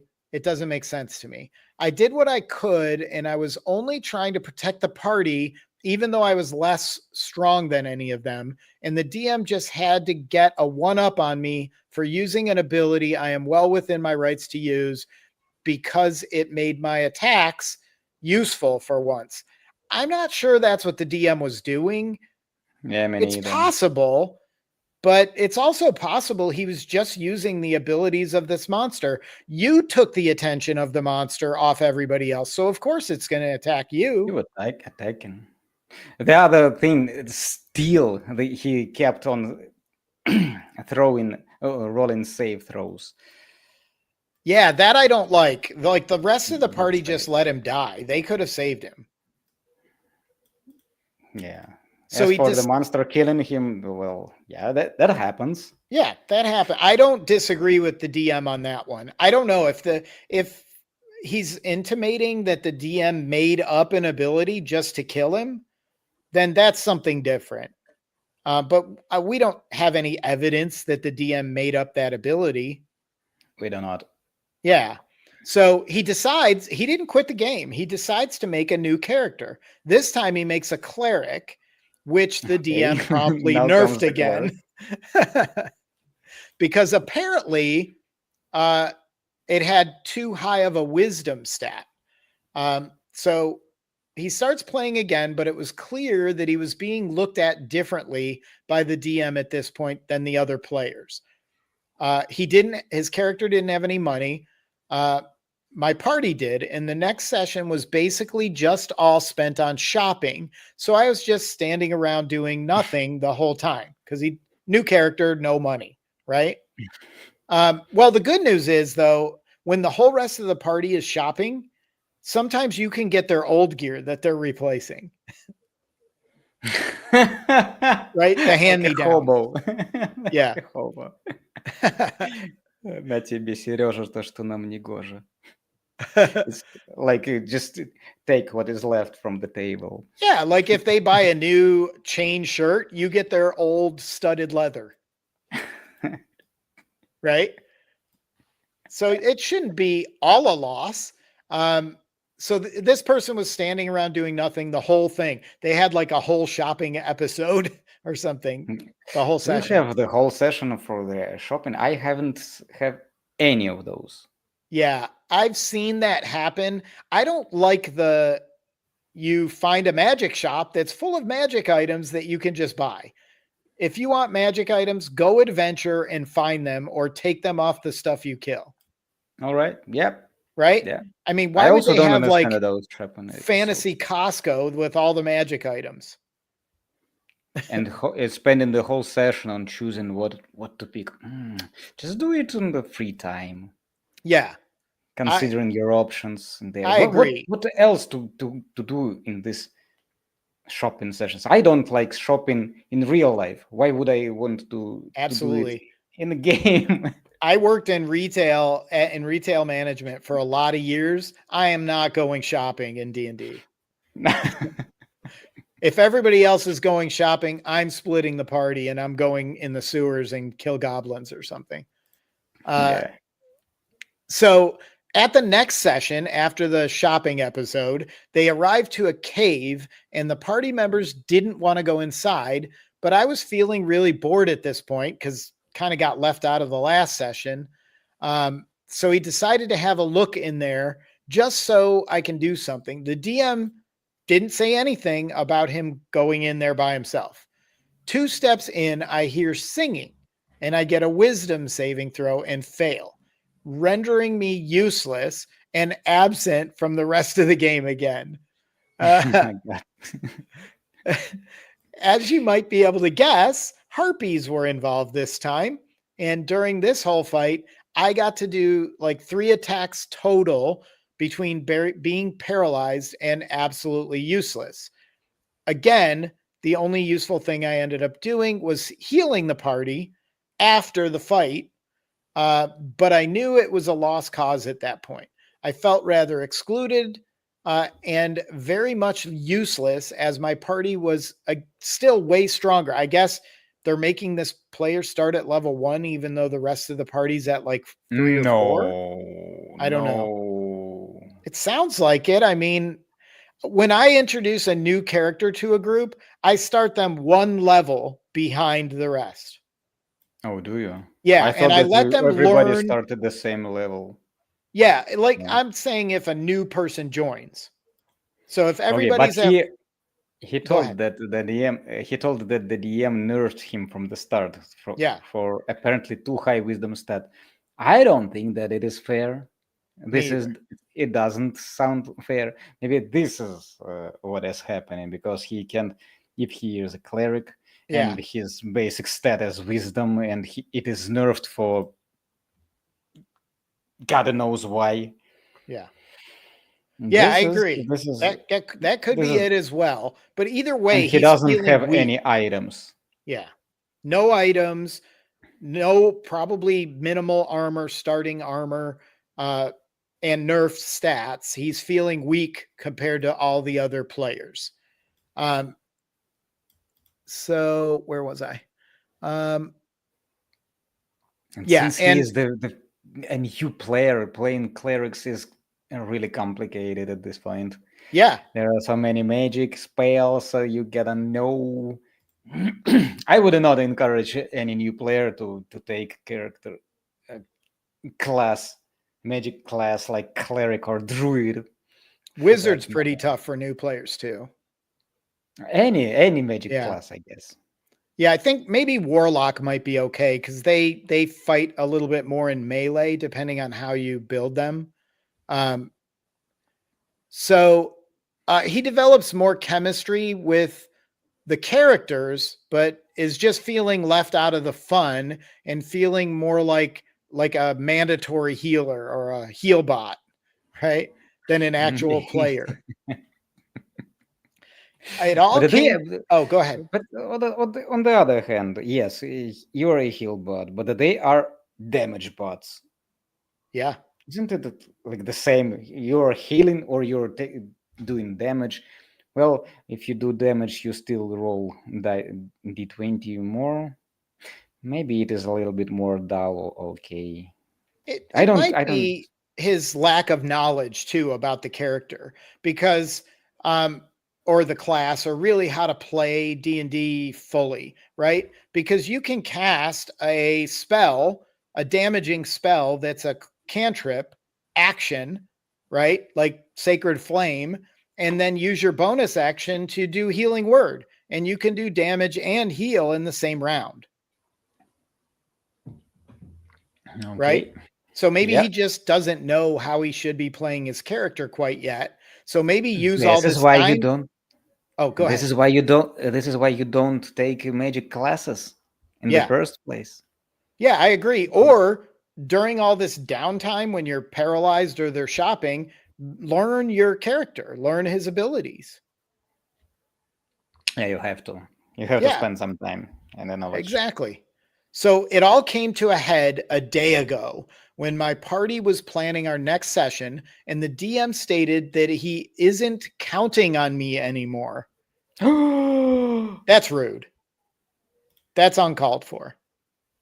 What? The DM should never be No. counting on the player. The group should be counting on the player. DM can exclude a player though if he doesn't like the player and he thinks that it is not comparable. If it is not paid DM, I mean, if I see that I don't like the player, I wouldn't invite him. I think Wouldn't that's do very it. rude to say that, though. And I don't think this player was all that annoying. They're new, Yeah. I get that, but they're not being that annoying. They're just trying to learn their character. From what we read, no, he was That's not. true. There is another side of the story. So he asked why he's not, the DM said that, and he told me it's because I don't tell him beforehand that I won't show up. Oh, this is different. Like, I thought he meant in the game, but now he's saying like this guy must not show up every time. He says it only happened once. Something suddenly came up and I wasn't feeling it that day, and I told him so. After which he got really pissy with me and basically told me that he can't get upset at me for having a life outside of D&D and said, the fighter does this all the time and you respect it. So why am I getting lectured? The fighter was mostly absent from sessions due to his personal life. The DM didn't say anything to him after he said this. His second reason was that apparently I can't play. I don't know how to play my character and that my constant questions were ruining the game. Mind you, I didn't ask questions often. I never asked him how my spell works or how I should play. All my questions were situational, like, can I light myself on fire? Yo, I don't mind questions like how this spell works at all. Yeah, me As a either. DM, I ask those questions players constantly. Yeah, I Dude, how allow does your spell players. work? I Yeah, don't know because there are too many spells. And I'm into D&D for what half a year. I don't yeah, know all of them. Just yeah. I'm the what same it does. way, and I am a professional DM, and I allow players to use either the 2014 rules or the 2024 rules. So when they cast a spell, I tell them describe to the party what happens. Yeah. That way, Yeah. whichever version they're using, they tell what happens. Or maybe add some flavor as well. Yeah. Add your personal flavor, make it a different color, make it look like flames. I don't care. But let me know what it does. What save do I throw as a mob? Right. Absolutely. Maybe I that. think that's absolutely Maybe good to do. And I think this DM's out of line telling him he shouldn't be asking questions like that. this is no good. Yeah. The DM was mad at me for it because that's not how the spell works. But none of us knew that at the time the session happened. He must be talking about casting a cantrip while he's in wolf form. And about the can I light myself on fire when in the Yeah. wolf form, right? Yeah. And the DM, if you remember all the way back when that happened, the DM allowed it Yeah. in the game, even though it shouldn't have been. So, and now he's But now he complaining got about it. mad. Yeah, now he's mad, but he allowed it. And it didn't even amount to anything because it didn't work. Right? Back then. So the DM is insisting that this person, this new player, was in the wrong for doing it, even though he allowed it. It turned into a whole argument about me telling him I am still learning, which he already knew that he was a brand new player. He just kept telling me, go study the game. Oh no! Do not study the game. Study it No. with the DM. This is the job of DM. Yeah. Study the game. I don't We want a are, table full of rules lawyers. You yeah, do tell me not what you study want to the game. do. I tell you what happens. We roll dice. Right. Yes. Exactly. I asked him directly, do you want me to study the game mechanics just to be allowed to play in your game? And he said, yes. I understand Yes, that a please. player should know the basics to be able to play the game and that one should be familiar with their own abilities to play well. But I knew my kit, I knew my abilities. I specifically picked them because of their functionality. Once again, I only asked him situational questions like, would this work? Right? Like the cantrip while you're in wolf form. Yeah. That's a legitimate DM question. And if it wasn't for them wanting a healer, I wouldn't have even been a cleric to begin with. I originally didn't even want to be a druid. I wanted to be a warlock, but he told me last minute that I wasn't allowed to be a warlock because they're too OP. I do not like this DM. Everybody is too OP for this Yeah. DM. All of you are fighters. Excuse me, I am going to the bathroom. Okay, go for it. I will ask a question while you're gone. So, listeners or viewers, what do you think? Who's wrong here? Is the DM wrong? I mean, do you disallow classes because they're too OP? I've seen warlocks played terribly. The player, I've also seen, classes that others think are weak that somebody dominates with. I think it's how you play the character, play the class. And if you really feel like as a DM that your players are too OP or the characters are too OP, then balance the encounters to match them. It's very bad DMing to blame the players because they're blowing through all of your encounters. You obviously didn't build the encounter correctly if they blow right through it. I also think that maybe this DM is forcing this person to be a healer and they just want them to stand in the back and cast heals to keep the other players up so they can keep playing, because he doesn't seem to really care if this new player is even in the game. So I think this DM really just wants a heal bot that just is quiet and says, cure wounds, healing word, cure wounds, healing word, cure wounds, healing word. That's not fun. I wouldn't want to be in that game either. You guys, let me know. Have you been in that game? Have you been the cleric? Or maybe you've been the group that just wants a cleric to shut up and heal. So let's get back into it. He says they're OP. You can't be a warlock. They're OP. And then he allowed somebody else to be a warlock while we were planning our next campaign because he finally learned how they work. Oh. Yeah, I'm not buying that. All right. So something is going on. Probably the DM had a crush on his now ex-roommate, maybe, and they was I don't know. There is something going on. Something's going on here. This guy says, "Yeah, right." I don't like. He doesn't believe that he learned how warlocks worked. Finally, he says it only took me a day to learn druids, even though he apparently didn't know how those worked either. You know what? He wasn't oblivious. He apparently read something, especially he told that he knew his abilities. He turned into a bear form, which I didn't do a single time. No, you didn't. No. Did you turn into any wild shapes? No. I don't think you ever did. No. And you could. You can do that at second level, I think, or maybe first now.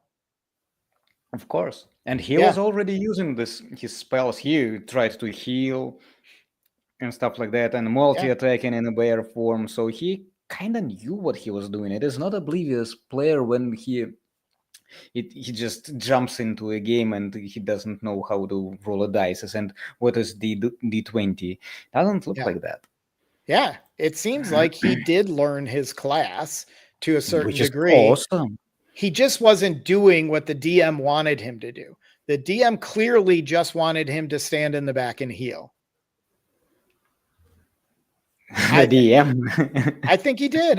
Because he even questioned him. Are you sure you want a multi-attack again? Of course I do. I'm tanking this thing right now. Yeah, it was kind of clever also. Yeah, no, not the genius level, but still it's but it's smart use for a new player. He protected his group. Awesome. Yeah, they'd all be dead if he didn't tank that creature. So I expected to be backed up as I generally did nothing wrong and didn't know why the DM was so upset with me for simply playing a class I never played before in a way he didn't find sufficient enough. But the rogue didn't take sides, and the arranger agreed with the DM and told me, you're supposed to be the healer support, but you play your character on offense. So they all wanted him to be a heal bot. Ah, shit. I don't like this at all. Let him decide how to play his character. This is not yours. It is not yours.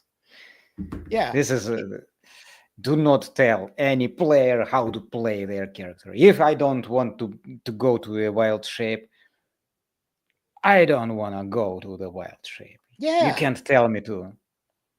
Yeah, I don't think every druid has to use the same ability. Wild shape, bear form, bite, claw. Same thing every time. That's silly. I wanna control field, right? Yeah. And with a druid, I wanna like entangle them and stop them, paralyze them, crowd control. I can't do that in wild shape. No, you can't do any of that in wild shape. If I want to go in a bear mode and multi-attack a guy to tank, let me do it. Yeah, because this is what I want to play. I agree. And this guy says, of course I'm going to play offensively in a fight when I'm the closest person to the enemy. If you don't want me to be in melee with the enemy, then you be in melee with the enemy. Get between me and them, and then I can heal. You can't heal when you're in melee anyway. Yeah. Right? So he says, and I'm currently being targeted by a dragon trying to eat me, and you want me to cast a heal spell and just get eaten? Literally, I got to play the cleric twice. The first time, I wasn't even doing anything. because it was the when he got paralyzed, or the shopping episode. The shopping episode was the first time. The second time was a combat session and he was paralyzed most of the time, right? He says, God forbid support tries to fight in the battle as well, right? I play a cleric in one of my games. I am not just standing around waiting to cast a healing spell. If nobody needs healing right now, I'm going to blast something. Why not? Right? I'm going to call lightning and I'm going to drop a lightning bolt right on top of their head. So I'm with this person right here. I wouldn't comply. I wouldn't comply with the demands like that. Yeah, I'm not me your either. servant. Yeah. I wanna heal. I will heal. I don't wanna heal. I would not. Yeah. You are on your own. Where are your And health potions? I don't remember any time that it said anything about them not healing somebody at the right time. The only one was when he went into bear form and he was multi-attacking and everybody was low on hit points. Maybe he casts the heal spell first, then go into bear form. So you get one of your teammates up, then go in and attack. I probably would have done that, but he's new. He's learning his character. So where was I? It wasn't even level 3 at that point. Yeah, not even. So the first time he wasn't doing anything, I read that. She also said, the DM's a she. This is the first time I saw that. Not that matters. She. I mean, it doesn't matter if male or female. DMing is DMing. She also said that my character was too edgy. I don't know what that means. Edgelord. Yeah, like a lone wolf. Like he's off by himself. I wasn't getting that. Maybe because he didn't participate in heal. shopping. Because he was not participating in shopping episode. He went in by himself in that cave and got paralyzed. Yeah, so maybe. Yeah. So we made it so my character was the big brother of the druid that got killed. His druid, the first character. Okay. And watched the druid get murdered by that big boss monster in session 4. So I played him as the grieving brother. They wanted to wait for the fighter to respond, but I just ended up quitting. I don't know, that kind of escalated. I knew that the DM would likely continue to single me out either way, and I honestly just got turned off from playing with them the moment he directly or indirectly killed my druid over something petty in the 4th session.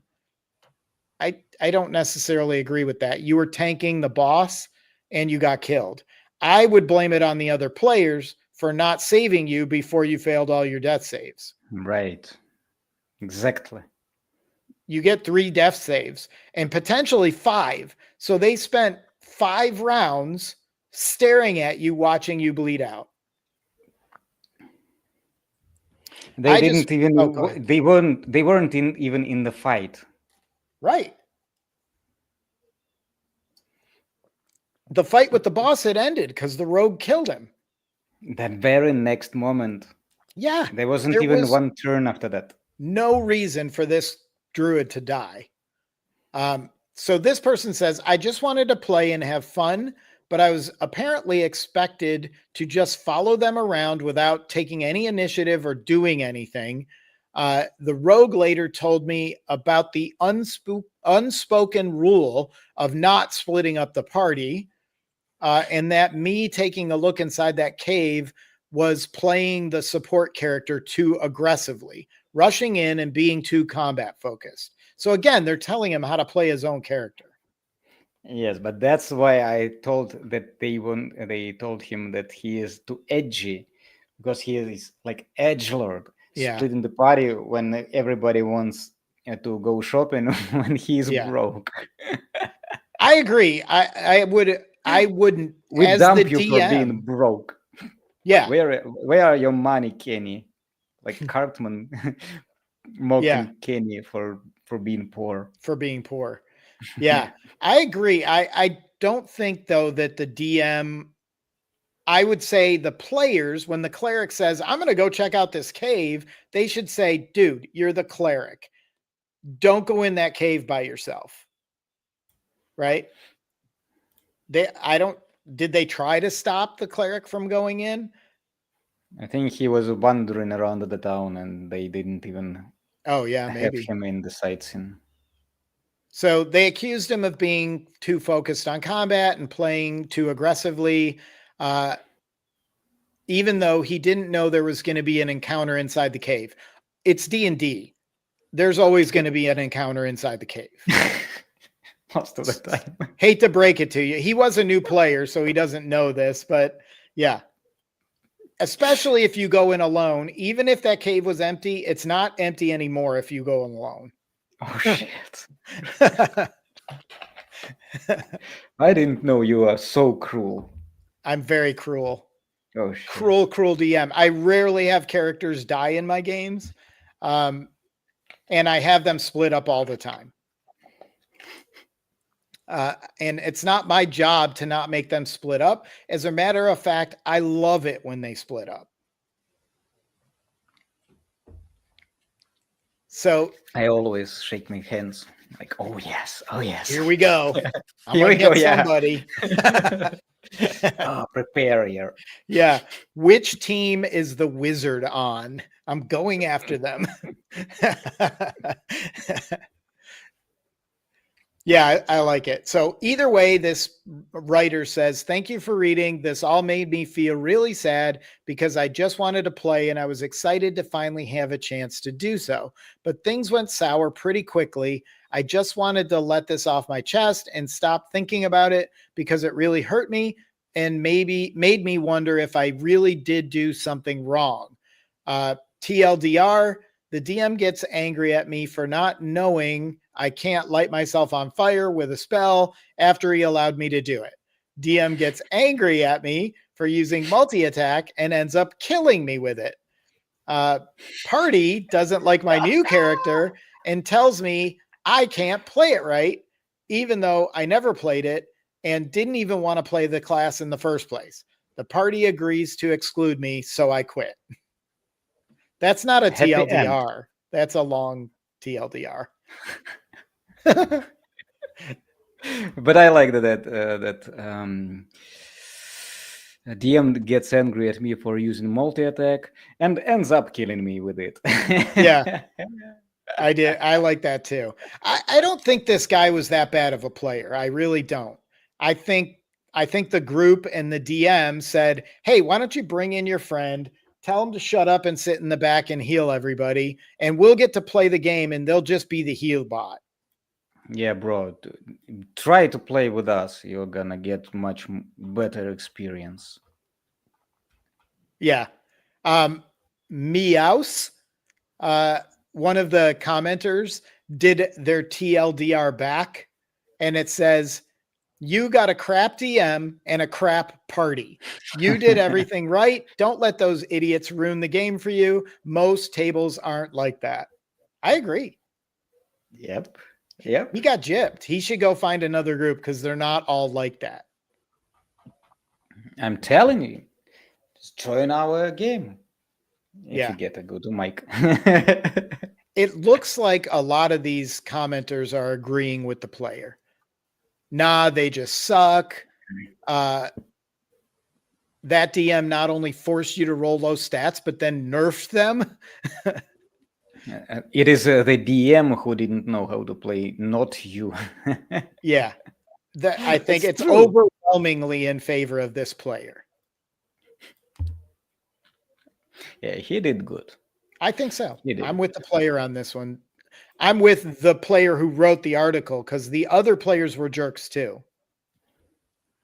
Now we know why she is his ex-roommate. Yes. He immediately moved out and said, I'm not playing with you losers anymore.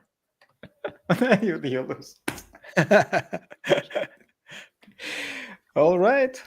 I think that we are not going to go for another one. Okay.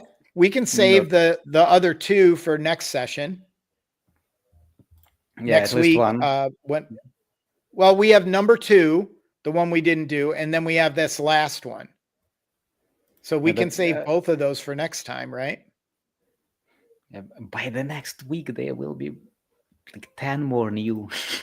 Oh, so there might be better ones. So we'll see what else comes up. They are generating. Yeah. Right now, some DM is abusing their player, and we're going to talk about it next week. Yes. So till next Tuesday, at the same time, the same place. Yeah. And all right. Awesome. Same people. See you guys later. Send us your horror stories because we'll use your story if you want to send it to us. Yes. We actually got a request from Ant-Man XP. Do you know the guy? I've seen him on YouTube. He wanted to submit a story, so we're up for it. Yeah. Especially if get it to us. We'll do it next week. Right. Yeah, write it up. You got all weekend. TLDR.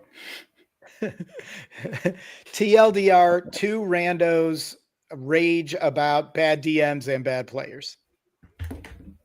Rage. Cringe. Cringe. That's better. I like cringe better because we didn't really get ragey. Not this time. Who knows? Maybe next time we'll rage. All right, then. All right. You want to download the recording and I'll wait.